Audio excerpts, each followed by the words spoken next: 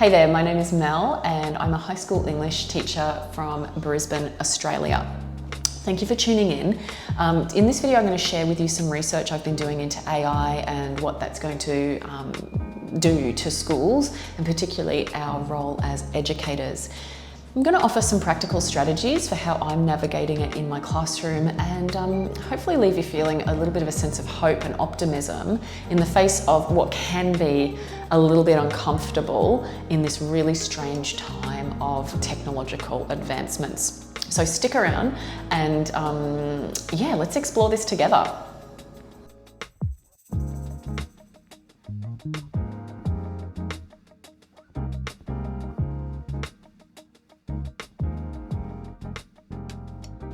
So when I was researching for this topic, I remembered a song by a comedian called Bo Burnham, and it's called Welcome to the Internet. He released it in 2021, I think, and it's got this kind of circus rhythm. Welcome to the internet, to have a look around. It is so cool because it's really twisted. He says, could I interest you in everything all of the time? And it speaks to this reality at the time of the internet booming and all of us being inundated with information at our fingertips all of the time. And I think that that same kind of sinister overwhelm is kind of reflected in a lot of the conversation around AI at the moment. So we're not alone in feeling uncomfortable. In fact, I read that Australians particularly are number one in feeling the most nervous around AI, which is interesting. And so I can only imagine how educators are feeling globally. So let me share with you from a really good Guardian article some ideas from a French philosopher and author called Mathieu Corteel. He says that grappling with the implications of AI is like entering a game without knowing the rules. Now, like me, Corteel is not anti-AI. This is not an anti-AI video, but he believes that our over-reliance on it alienates us from our own judgment and, by extension, our humanity. Now, this is why he considers it as one of the most important philosophical problems that we are facing right now. Now, that checks out to me because a lot of my lunchtime conversations with other teachers lately has been around this topic. And I've noticed online many videos of teachers quitting because of many structural and systemic problems in schools. But one of the big ones now is AI. And questions around, what are we doing here if students can access everything so quickly? You would be right to feel a little bit existential at the moment, even feeling a little bit like this is a bit dystopian. And it is. So I want to give you a couple of examples of this kind of weird frontier we're in. So recently, Google had to pull an ad that they produced for their AI Gemini, and they faced a lot of backlash because of this ad. Now, I only just saw it in my research for this video. It was really disturbing. If you haven't seen it, check it out. It's a video where a father talks about his daughter loving a sports star, and she wants to write a fan letter to the athlete. And instead of penning this letter herself, the father prompts it into Gemini to spit out a fan letter for the athlete on behalf of the daughter.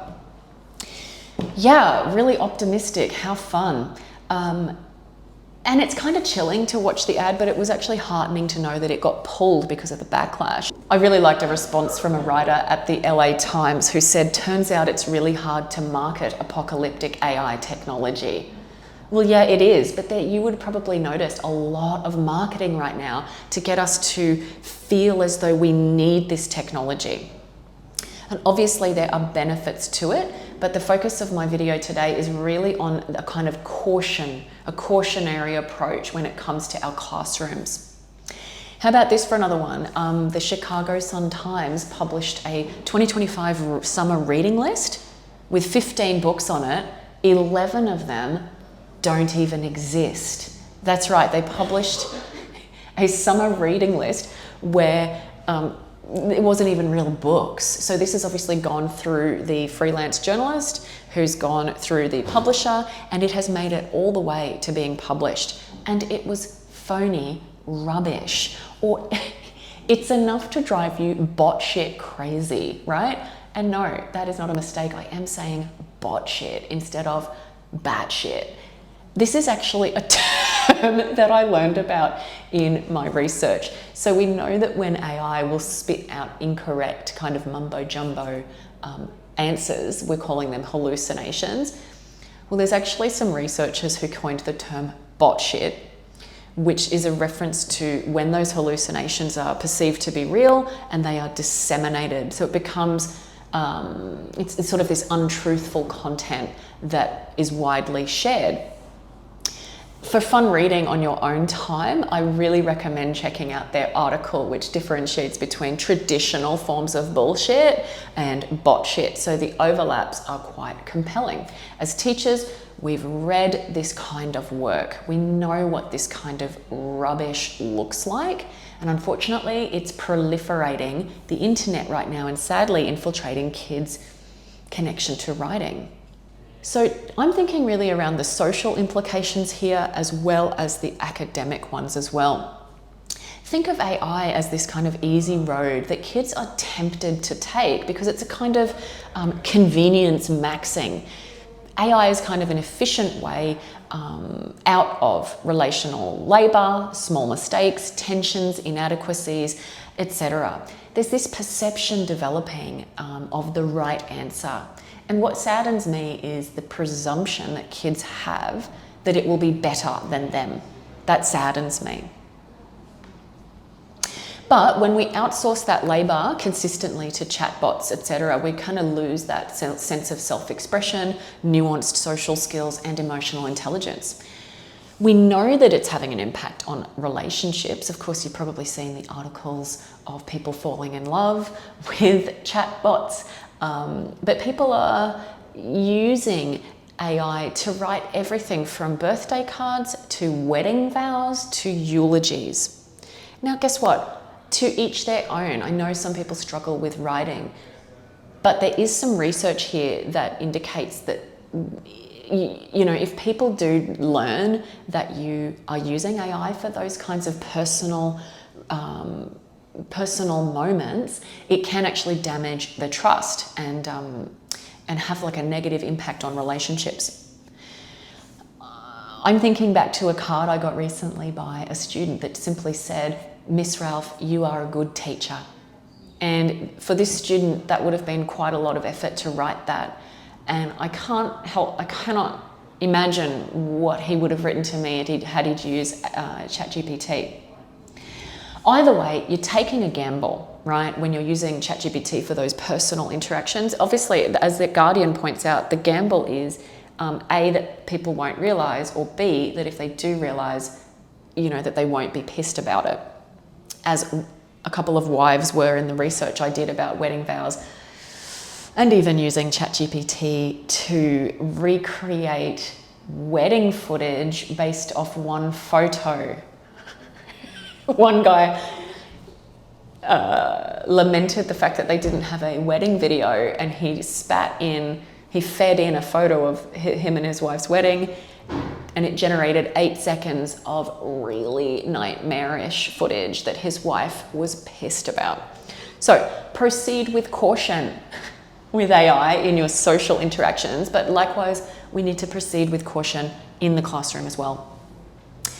Now, before I get to my strategies, let's just continue to think about kind of overblown promises when it comes to tech in schools. I'm thinking in the Australian context back to Kevin Rudd's digital revolution from around 2007, and it was a campaign to accelerate technology in the classroom. A computer on the desk of every upper school student. We now have the tiniest kids with iPads. We've got families having to buy laptops, iPads, etc. Now, this was supposed to revolutionize the classroom and nourish the use of ICT in teaching and learning. But guess what? It didn't. Okay, the internet wasn't even fast enough. The government couldn't provide enough computers for kids, particularly kids from lower socioeconomic backgrounds. And it didn't actually take off. It didn't revolutionize schools. Yeah, everybody's got a computer now, but the evidence is there that that hasn't necessarily correlated to a better education or better results.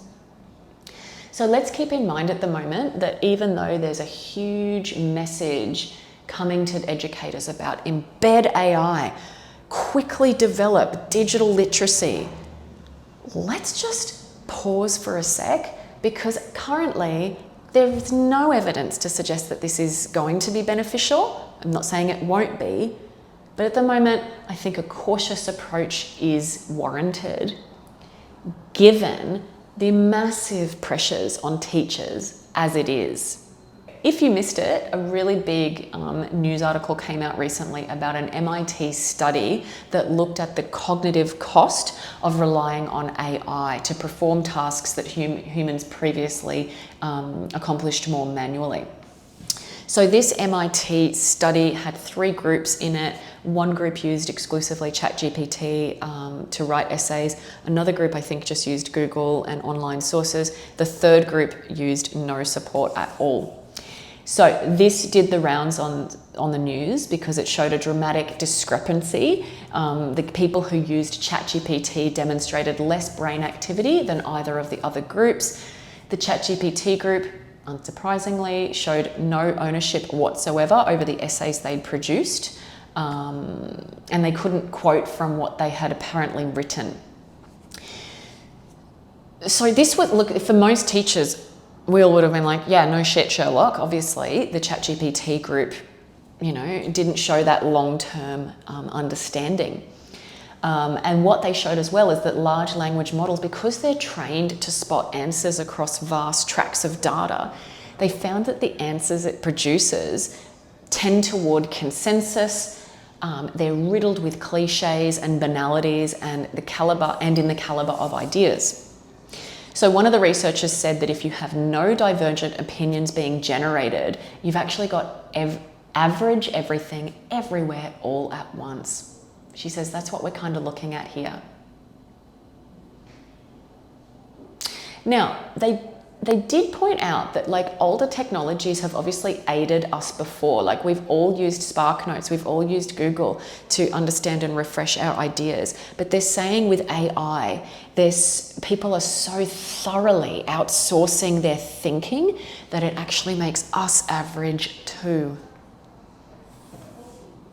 Now, there is some talk that eventually, the Ouroboros, the Greek symbol for that snake that eats its own tail, that eventually AI will become quite problematic in that it will essentially eat itself because it trains itself on the content that's out there.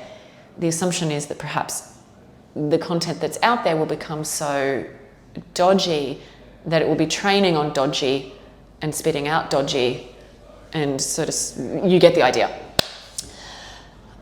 But let's get back to schools. Okay, so look, that's huge. That's huge stuff out there. But let's think back to schools. Okay, now some schools are banning AI. Not a fan of the ban. How did the phone ban go? Look, that's questionable. But I think this kind of denialism is not helpful to young people because it's not setting them up for the real world.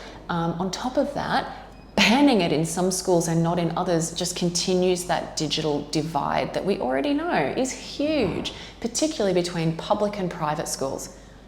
Don't get me started on article after article of private school students absolutely going off with AI and public school students not even having fast enough internet to check their emails. So I don't think banning is the way. I also flag the issue of time and teachers and professional development. Now, I'm not sure if you've been lucky enough to have any PD on AI, but I haven't been. This is my PD right now, and hopefully it is for you too. Hopefully it counts for you too. But we've got an overworked workforce who have a lot on their shoulders. Students with mental health issues, developing inclusive practices on the fly, underfunded schools, full timetables. Australian kids spend more time at school than any other OECD countries, so we're there all the time. Don't forget respectful relationships, trauma-informed practice. Please get better NAPLAN results.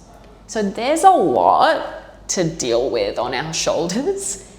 And you come over the top of that with the expectation that we're also building AI literacy. Yeah, just cool, but we're gonna need a minute. We're gonna need a minute. So the Australian government released the Australian Framework for Generative Artificial Intelligence in Schools. So I thought, well, I better read that. It's about 8 pages. It's pretty optimistic. It's pretty ambitious.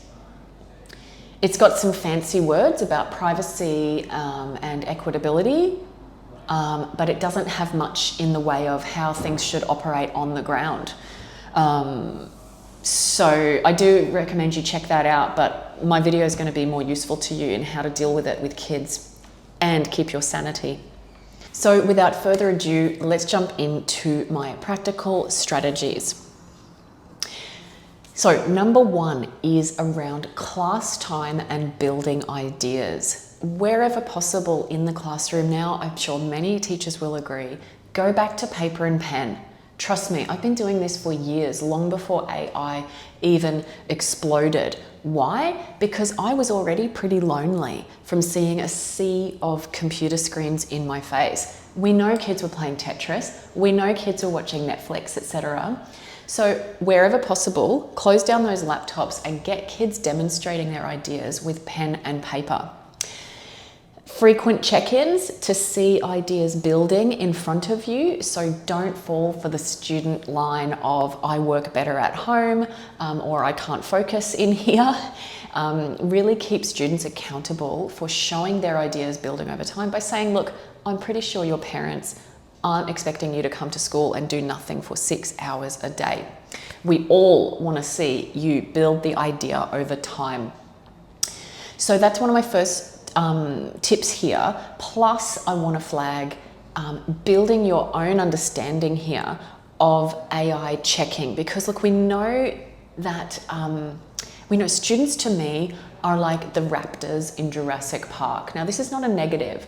This is a compliment in a way, because the raptors in Jurassic Park are smart, they are problem solvers, and they do not stop. They find a way, right? Kids figured out how to get around phone bans, etc. Kids will find a way.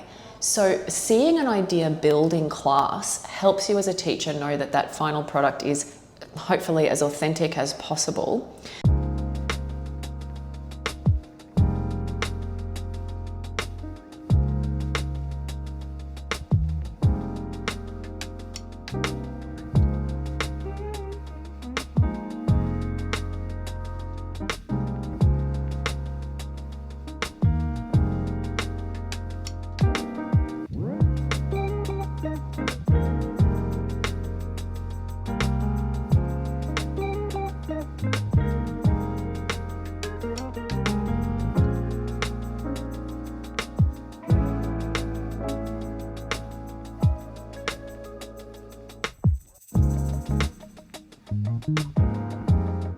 So another video I want to recommend is by a guy called Evan Edinger, and it's 15 minutes long, but I guarantee it is worth it because he talks you through things to look for in student writing that flag it as perhaps being AI. So you in a way can become the checker. But yeah, so building in the checkpoints and utilizing class time in a more conscious way so that we don't get a big dump of AI text, on the day of. A word of caution here as well for people who are using Google Docs to track student work, that I've learned that there are ways to even make it look as though it is developing over time in the Google Doc. So just be wary of that. It's a pretty cool idea, I think, to watch it digitally be created, but just a word of caution that students have found a way to make it look as though they are typing out what is ChatGPT stuff. So that's my first tip, is use class time effectively to watch kids build ideas and go traditional wherever possible, pen and paper. Number 2 is to explore the limitations of AI writing with kids. both in terms of the content as well as the human and environmental cost. So to encourage them to not over-rely on using ChatGPT to do all their writing for them, it's not enough, in my view, to just admonish them and say, don't use ChatGPT. Well, the students are valid in probably saying, well, why not? Why not, miss? Or sir, or whoever. And I think it is our job now to help students understand a choice of why you would and perhaps why you wouldn't. Now, one of my favourite ways to do this as an English teacher has been to show students examples of writing that's ChatGPT, that's me on a bad day, so me deliberately writing a bit poorly, and me writing at my best.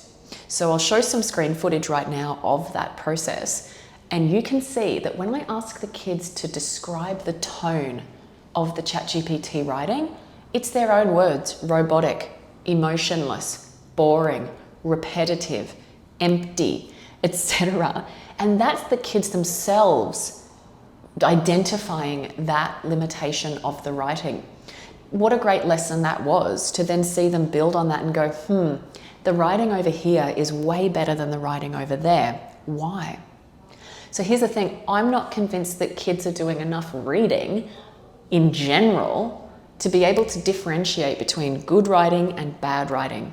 And I think that in the classroom, we as teachers need to help them build that skill. Good writing, bad writing, why?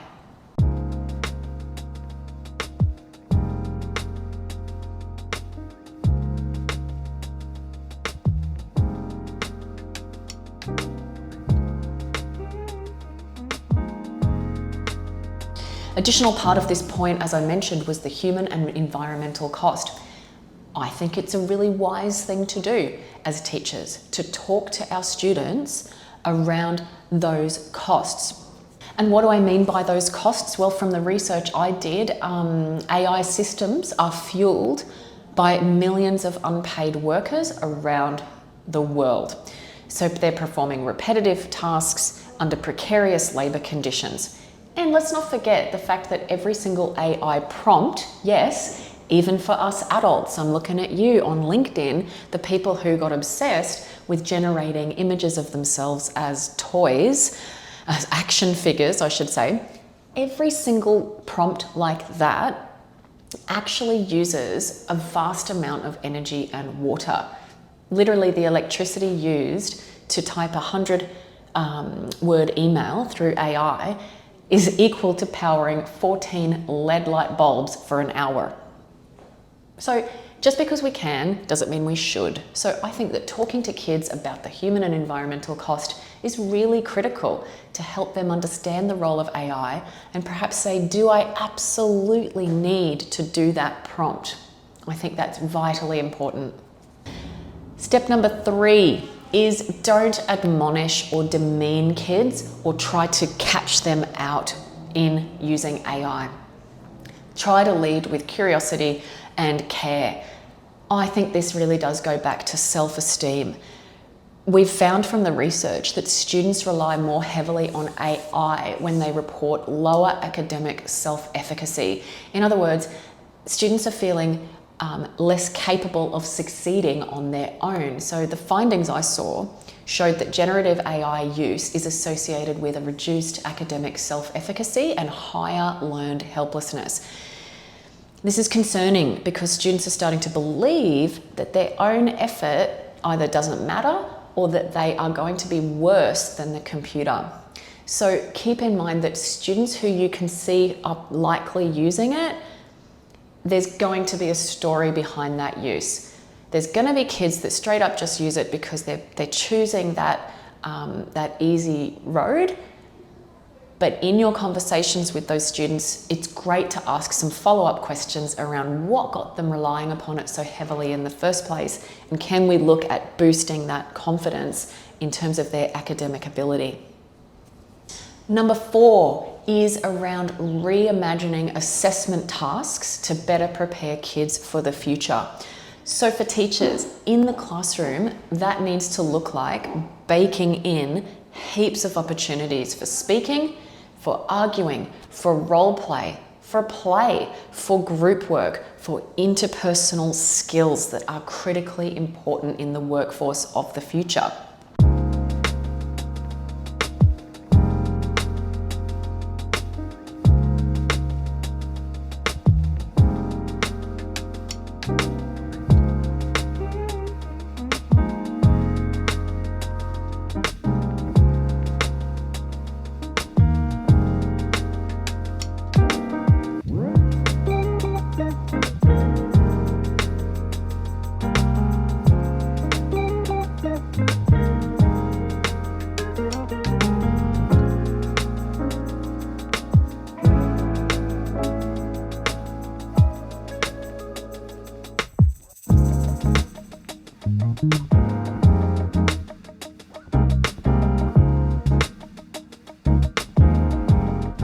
We already know recruiters here in Australia are talking about how inundated they are by ChatGPT cover letters and resumes, where there's just no individuality or uniqueness coming through in the world of HR.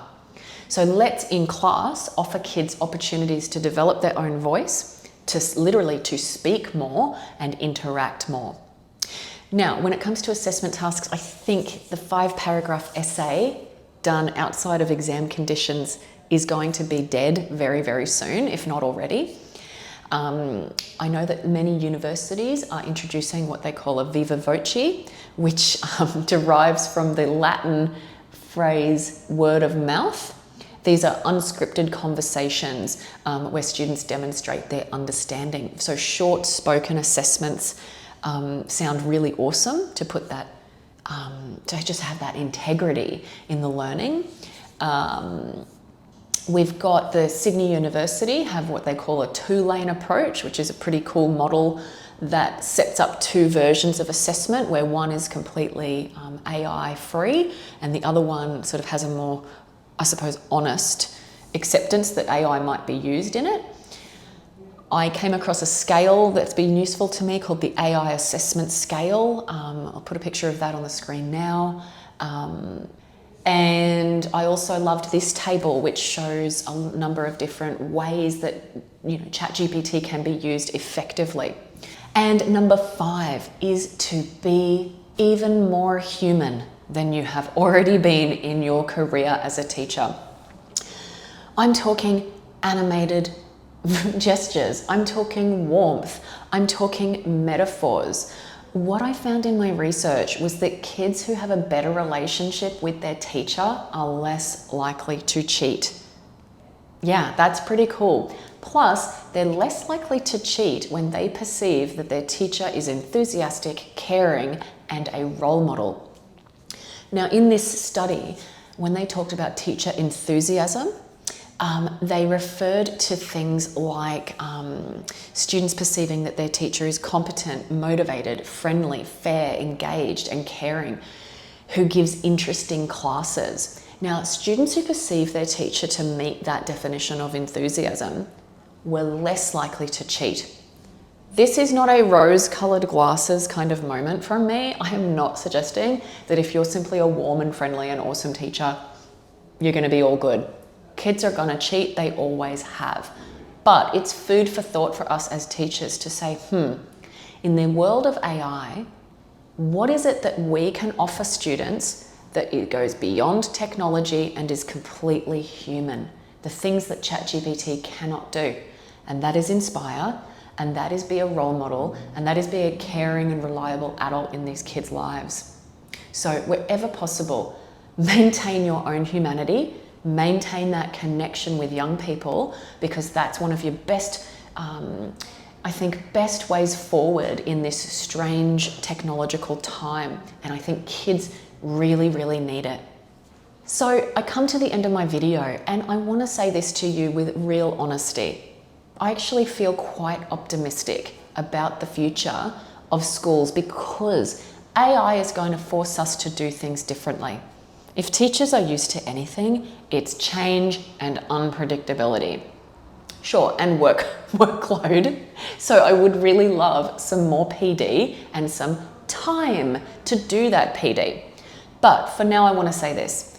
It's optimistic and it's an opportunity. It's going to be a little bit hard, a little bit weird. There will be despairing moments, no doubt. But we created an education system that kind of relies upon a standardized culture of neat conformity. So I ask, is it surprising now that kids are tempted to spit out neat, standardized answers? I'm not shocked at all. So Ken Robinson says that if we run an education system based on standardization and conformity that suppresses individuality, imagination, and creativity, don't be surprised if that's what it does. So the kids who are spitting out these standardized ChatGPT answers, we need to look at them with curiosity and care and a really open mind to this new terrain that we're all on. And hopefully, schools will respond to the gravity of this moment and become places of more creativity, more humanity and compassion, and ideally more flexibility in how we view learning and assess learning as well. So good luck out there. Don't despair. Leave me a comment about how you're navigating AI in your school. I know that there's no easy answers here, but I, for one, have loved the opportunity to just gain some knowledge and hopefully connect with educators about how they're going out there in this really strange time. Thanks and take care.